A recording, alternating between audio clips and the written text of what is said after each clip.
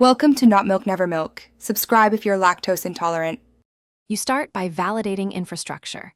Verify VM or physical server resources, set a static IP, and ensure reliable DNS and time synchronization because AD depends on them.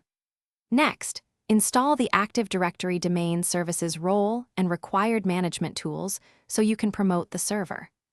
Once the role is installed, run the promotion wizard to create a new forest or join an existing one. Choose functional levels deliberately to support legacy clients.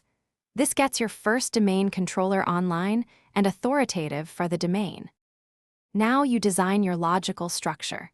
Create organizational units that map to administrative boundaries and delegation needs, because flat structures complicate management later. Configure DNS with appropriate zones and replication so name resolution works across sites. Enable secure dynamic updates to avoid stale records.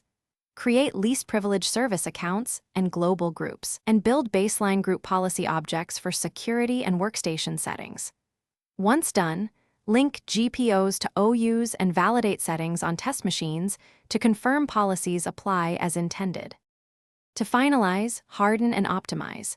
Apply patches, enable role-based access control, deploy local administrator password solution, and schedule system state backups so recovery is possible. Add additional domain controllers across sites and configure site links to optimize authentication traffic and provide redundancy. Monitor replication and health with built-in tools and document your setup.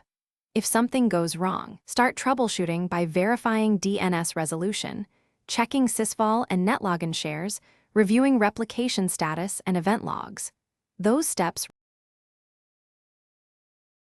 Thanks for watching. If this was helpful, leave a like and consider subscribing. See you next time.